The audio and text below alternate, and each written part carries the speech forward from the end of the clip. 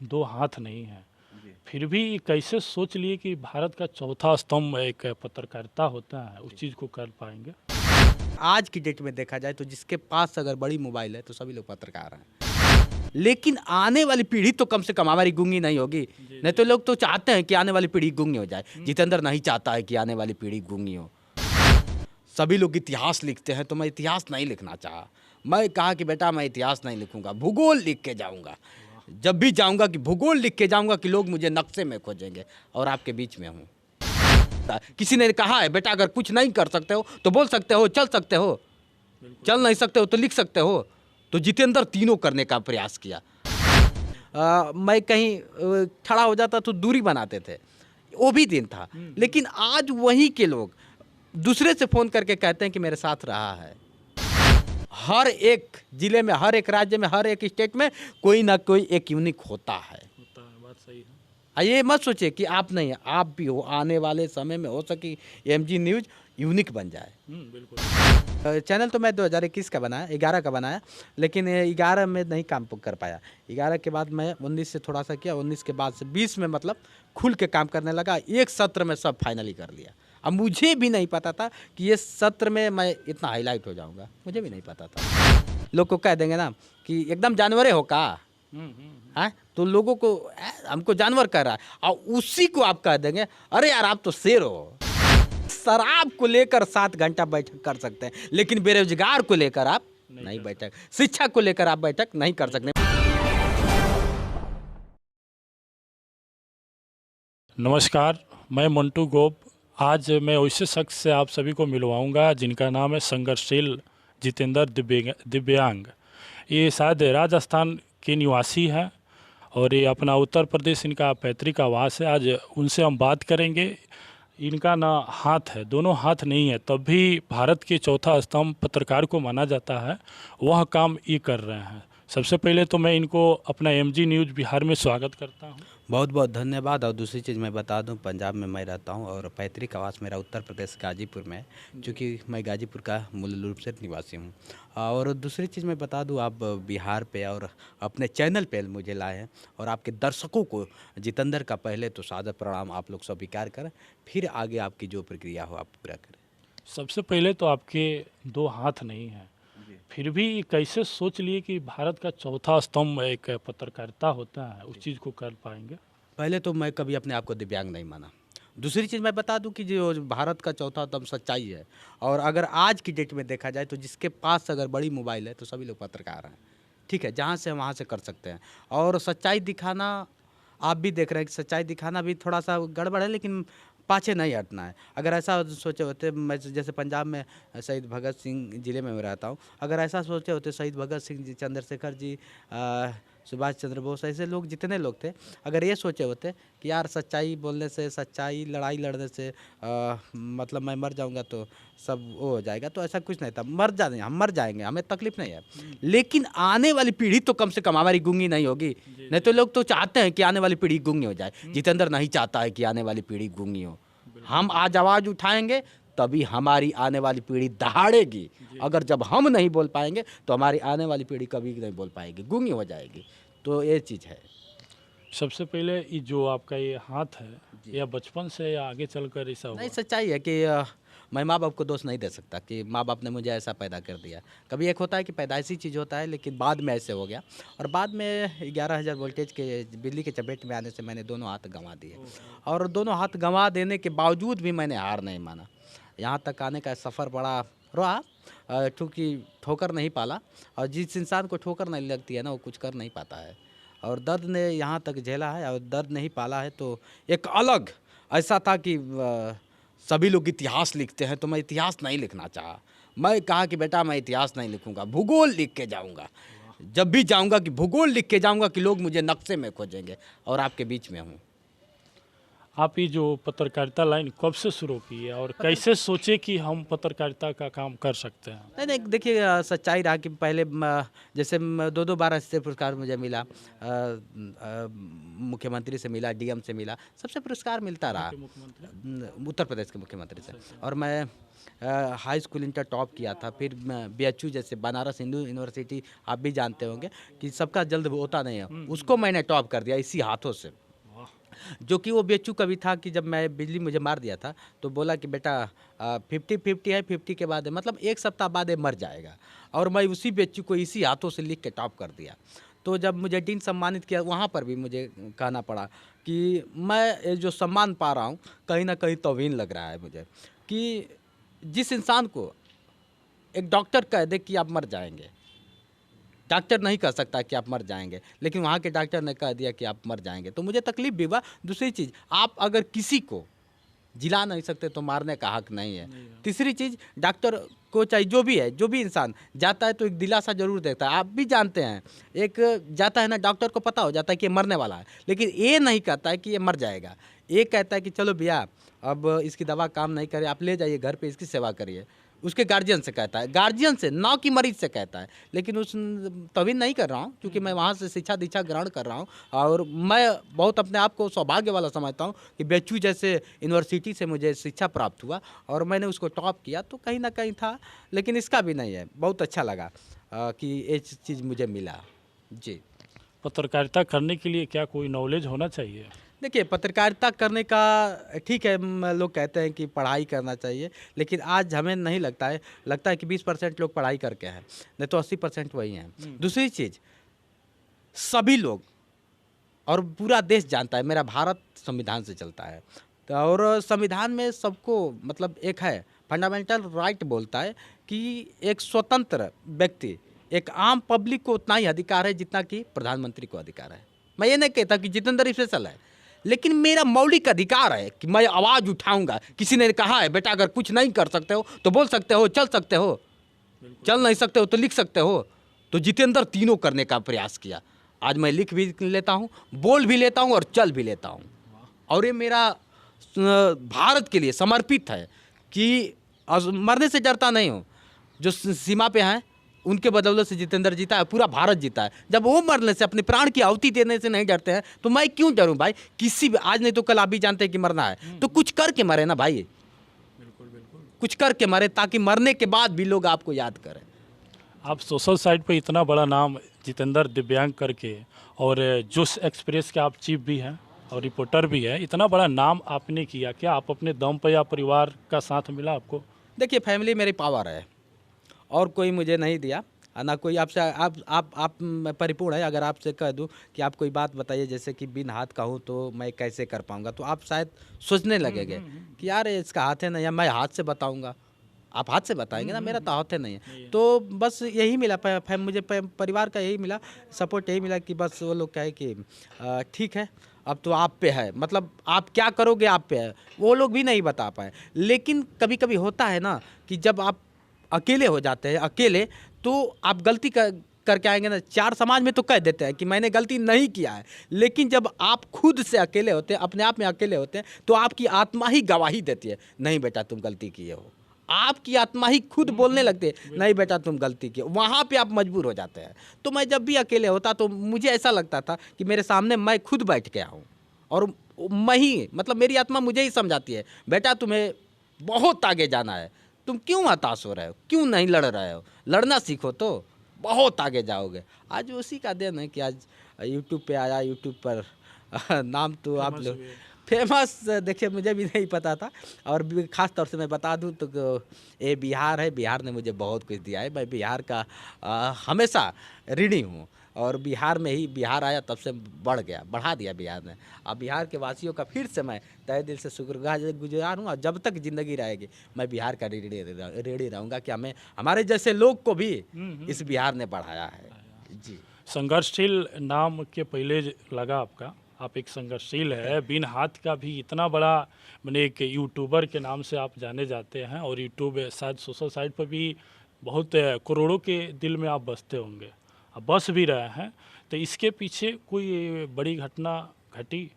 देखिए घटना घटती है, लेकिन जैसे होता है ना कि आप जब जब बढ़ने लगेंगे ना, जब एक ज़माना था कि कोई मुझसे मतलब मेरे सामने बैठना पसंद नहीं करता, मतलब भिन्न नज़रों से देखता था, एक वो भी ज़माना था, मुझसे लोग कतराते थे। अभी हाल ही में आया था कुछ महीने पहले, जब आया था तो आयंस का वीडियो मैं किया था, तो उसमें बोल दिया कि मैं पंजाब से आया हूँ, तो पंजाब से रहता हूँ, पंजाब से मैं बोल दिया, तो मैं जहाँ का रहने वाला हूँ तो वहाँ के भी लोग जानते हैं मुझे, तो वहाँ के ज़िले के लोग कहने लगे कि ये गाजीपुर का नाम नहीं लिया, रहने वाला यहाँ का है, यहाँ पैदा हुआ, यहाँ का नाम लिया। तो मैं झूठ क्यों बोले, मैं पंजाब में रहता हूँ, पंजाब से आया तो मैं पंजाब। तो एक चीज़ आप समझ, उस वक्त जब मैं था बुरा अवस्था में था, उस वक्त मैं गाजीपुर में था, लेकिन गाजीपुर के लोग को नहीं पता था कि मतलब ये चीज़ था, लोग देखते तक नहीं थे, मैं गिर जाता था तो उठाते तक नहीं थे, मैं कहीं खड़ा हो जाता तो दूरी बनाते थे, वो भी दिन था। लेकिन आज वहीं के लोग दूसरे से फ़ोन करके कहते हैं कि मेरे साथ रहा है, जो मेरे साथ नहीं रहा है वो भी कहता है कि मैं, अरे यार वो तो मेरे साथ रहा है। तो गाजीपुर के मैं बता दूं तो वहीं के लोग तो आज कहते हैं तो बड़ा वो भी लगता है, लेकिन तकलीफ भी होता है, कहीं से ना कहीं तकलीफ होता है कि कभी कभी आप देखे हो कि सच किसी बुजुर्गों ने कहा कि सही गया है कि जलती हुई आग सभी लोग तापते हैं, बुझे होगा कौन तापता है। इसलिए जितेंद्र जलने लगा, और जब चलने लगा तो जलने लगा, और जलने लगा तो अच्छे अच्छे लोग सामने आने लगे। तो जिस घटना की आप बात कर रहे हैं, आप कहते हैं ना जितना आप बड़े होते जाएंगे ना तो आपके दुश्मन भी उतने बढ़ने लगते हैं। हालांकि अभी ऐसा कुछ नहीं है, सबको मैं सद्बुद्धि की काम करता हूँ। और मारना, जिसको भगवान नहीं मार दिया वो इंसान क्या मारेगा, आप क्या मारोगे, मुझे तकलीफ नहीं है मुझे, अब मार भी दोगे तो क्या जाएगा, अरे आज नहीं तो कल मरना है, लेकिन मैं मरने से डरता नहीं भाई साहब। यही है, घटना तो होती रहती है। और ये जैसे कि बिहार हो या पूरा देश का वैसा लोग है जो सबको तो पैसा का नीड होता है, ये तो है, लेकिन पैसा के नीड में आपके जैसा असक्षम परिवार या असक्षम लोग गलत रास्ते पर चले जाते हैं या आत्महत्या करने पर मजबूर हो जाते हैं, उनके लिए इस वीडियो के माध्यम से क्या मैसेज दीजिएगा? नहीं देखिए, उनको मैं बुज़दिल समझता हूँ। जी जी। जो ये सोच लेते हैं कि यार मेरी उंगली कट गई, 100 बात की एक बात मैं बता दूं, मैं इधर तो दोनों हाथ ही कट गया है। कभी कभी हताश हो जाते हैं लोग, निराश हो जाते हैं, लेकिन मैं इसको नहीं मानता कि यार मेरा हाथ कट गया, मेरा उंगली कट गया, अब मैं क्या कर पाऊंगा, हताश हो जाऊंगा, निराश हो जाऊंगा, मुझसे कार्य क्यों नहीं होगा।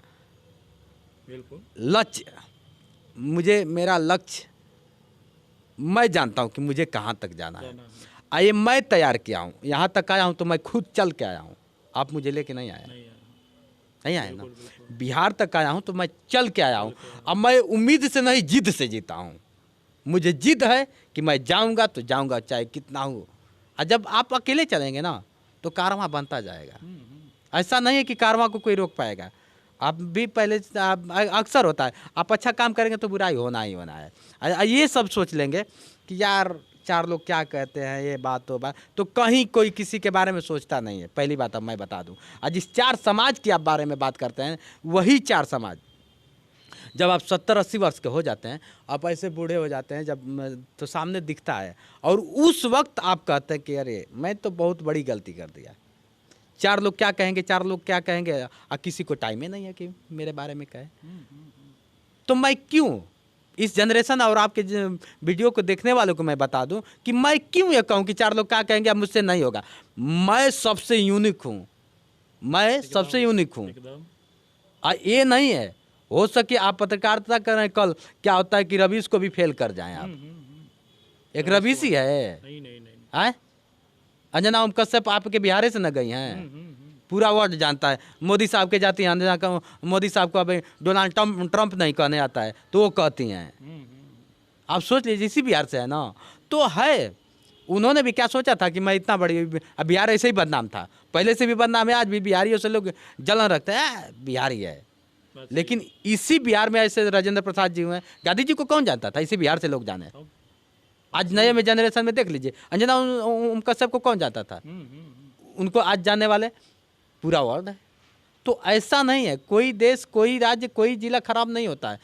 हर एक जिले में, हर एक राज्य में, हर एक स्टेट में कोई ना कोई एक यूनिक होता है।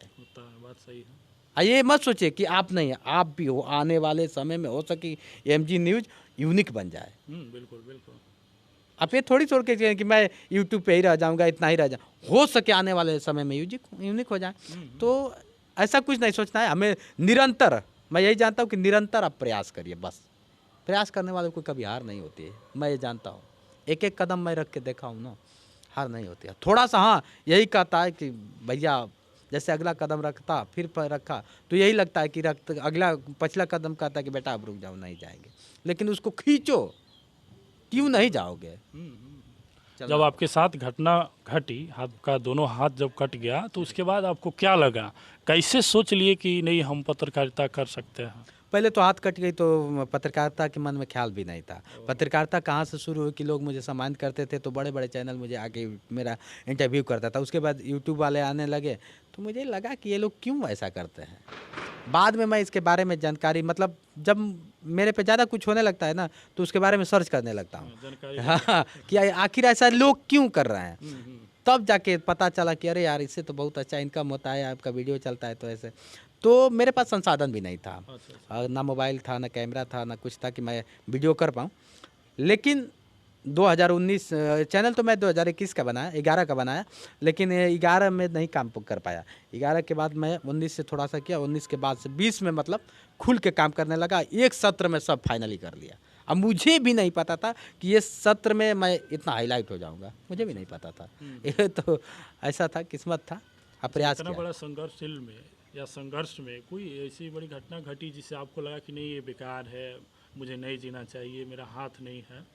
नहीं, मरना बहुत आसान है। मैं बता दूं अब मंटू साहब कि मरना बहुत आसान है, मैं 2 मिनट में मर जाऊंगा। लेकिन किसी भी परिस्थिति में जी कर दिखाए वो सच्चा इंसान है। गुड। अब मरना बुज़दिलों का, मैं बुज़दिल नहीं हूँ। पहली बात बता दूं, मैं बुज़दिल नहीं हूँ, मैं शेर हूँ और शेर की तरह जीना चाहता हूँ। जैसे हो जाता है ना कभी एक ऐसे एग्जाम्पल में कह दिया, शेर तो कहना जैसे लोग को कह देंगे ना कि एकदम जानवरे हो का, हाँ, तो लोगों को हमको जानवर कह रहा है और उसी को आप कह देंगे अरे यार आप तो शेर हो। समझ रहे हैं बात को? तो लोग कहेंगे कि अरे ये मुझे शेर कह दिया, ठीक है ना। हालांकि शेर भी जानवर ही होता है, लेकिन हमारा सोचने का और देखने का जरिया बदल जाता है। तो इसी तरह मुझे कभी नहीं ऐसा लगा मैं शेर बना, जानवर नहीं बना, मैं शेर बना। हालांकि जानवर ही होता है लेकिन शेर बन के जीना चाहा। लेकिन आप तो शेर बनने के लिए कोशिश किए, शेर भी बने, लेकिन बहुत सारे लोग हैं जो आपके जैसा मैंने शरीर हो, मैंने असक्षम हो, वो कभी नहीं बन पाएंगे शेर, ऐसा वो सोचते हैं। तो उनके लिए मैं बता दूं, जैसे क्या होता है ना, कभी कभी आप देखते होंगे कि उनकी कुछ फितरत हो जाती है कि दिन रात मतलब सोच उसी पर रखते हैं। जैसे हमसे कोई पूछता है ना कि बेटा हाथ कैसे कट गया, तो मैं तुरंत कहता हूँ मैं पास्ट नहीं जाना चाहता, मैं प्रेजेंट में हूँ और फ्यूचर के बारे में हमसे बात करिए। तुरंत मैं बोलता हूँ। तो जो चला गया, अच्छा जो मर गया होगा आ सकता है, ये मेरा हाथ दोनों कट गया आ सकता है, नहीं आ, तो मैं क्यों जाऊँ भाई, पास्ट में क्यों जाएँ?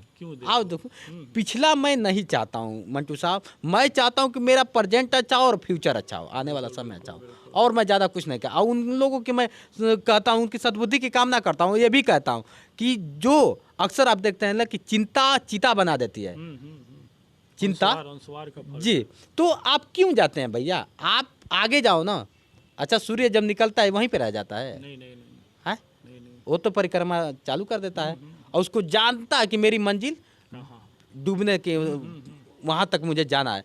तो वो बदरी भी आ जाती है, तो कभी कभी बदरी में भी देखते हैं देखते हैं, हाँ। होता है, सूर्य दिखाई देता है, तो उसको जाना है भाई, लास्ट तक उसे जाना है। तो आपको भी जाना है। आप ये मत देखिए कि मैं उग गया तो अब यार मैं अंधेरा फिर में जाऊँगा। आप अंधेरा में जाएंगे लेकिन उजाला करके जाइए ना। तो ये चीज़ें हैं। बिहार में आए, बिहार में आपको क्या लगा? बहुत सारे ज़िले में आप घूमे, मोतिहारी भी गए थे, वहाँ महात्मा गांधी का बहुत सारा चरखा पार्क या संग्रहालय के साथ घूमकर लोगों को दिखाए। उसके बाद स्टेशन का भी वीडियो आपका हम देखे, आपको कैसा लगा चंपारण सहित पूरा बिहार? खास तौर से चंपारण की बात मैं बता दूं, जैसे चंपारण जैसे धरती को सलाम है कि आज गांधी जैसे लोगों को चंपारण ने ही पूरे भारत में अवगत कराया। और देश विदेश पहले भी गांधी जी घूमते थे लेकिन कोई नहीं जानता था। वहाँ के लोगों के और ख़ास तौर से बिहार के लोगों को मैं बता दूं कि आक्रोश था। गांधी जी ने देखा कि इनके आंखों में आक्रोश है। यही मेरे जैसे हनुमान जी को पता नहीं था कि मेरे अंदर शक्ति कितनी है, किसी दूसरे ने ही बताया। तो ऐसे गांधी जी जब आए तो बिहार के अंदर इतनी शक्ति आती कि इनको पता नहीं था, लेकिन गांधी जी ने बता के और वहीं से अपना आगाज चालू किया कि मैं अब लड़ूंगा, सत्याग्रह चालू करूंगा, आप लोग मेरे साथ हैं। तो वहाँ के लोग आक्रोशित थे, उनके आंखों में ढाल के देखा कि नहीं दिख रहा है।